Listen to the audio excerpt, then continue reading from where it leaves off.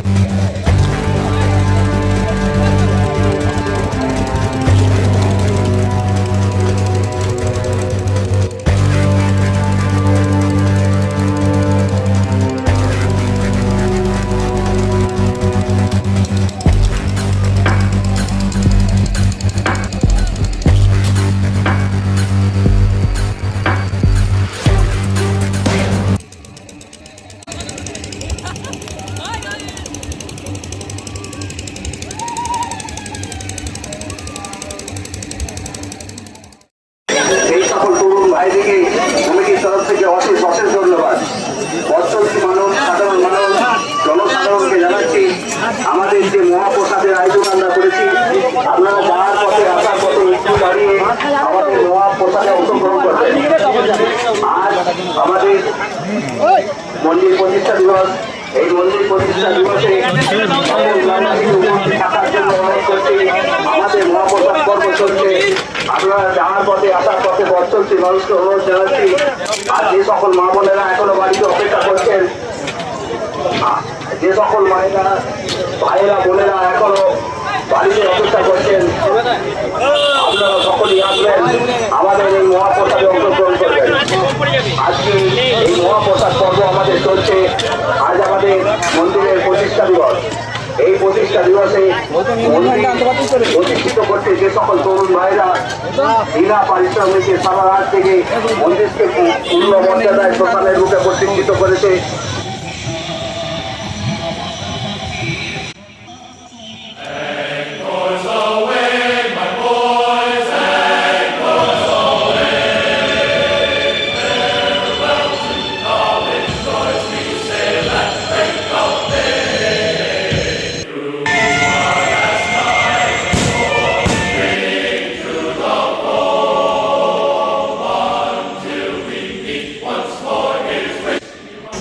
তুলে রাখ ভাই। লালু বম মারছে,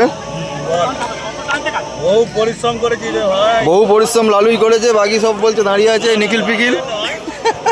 আমার তবু নিখিল বলছে লালু চোখে দেখতে পায় না। কি করে যে ওরা বলে কে জানে, লালু কি করে যে ওরা বলে কে জানে নাকি। আমার চেষ্টা তো চলছে।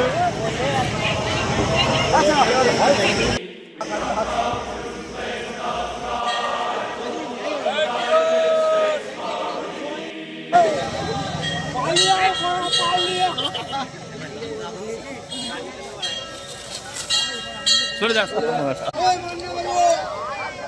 আর দাঁড়ানো যাবে না।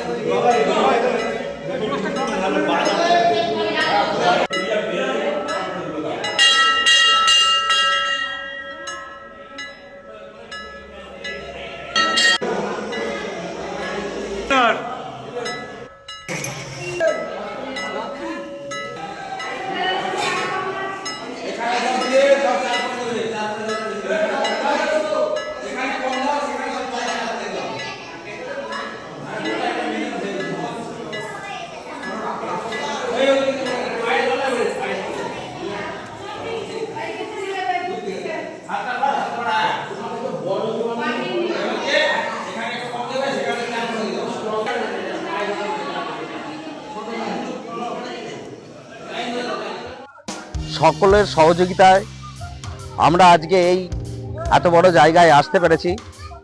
এই মন্দিরের যিনি সবথেকে এখন মন্দির নির্মাণের ক্ষেত্রে যিনি বেশি দান করেছেন, আমাদের বেচারাম মণ্ডল মহাশয়, আমাদেরই গ্রামের বাসিন্দা।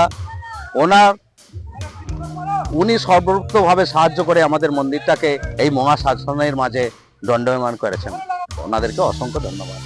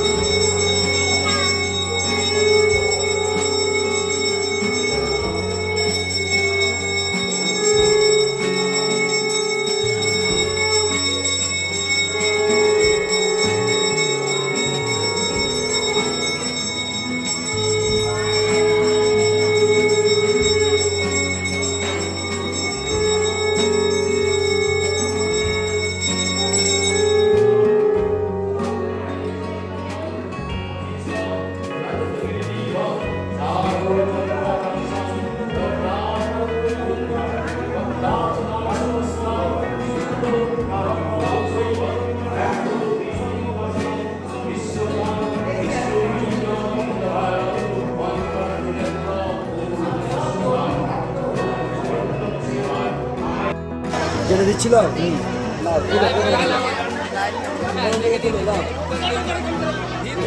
একদম স্ট্যাচু হয়ে গেছে মানা কাপুর, মানুষই তো নাকি। জয় মা জয় মা।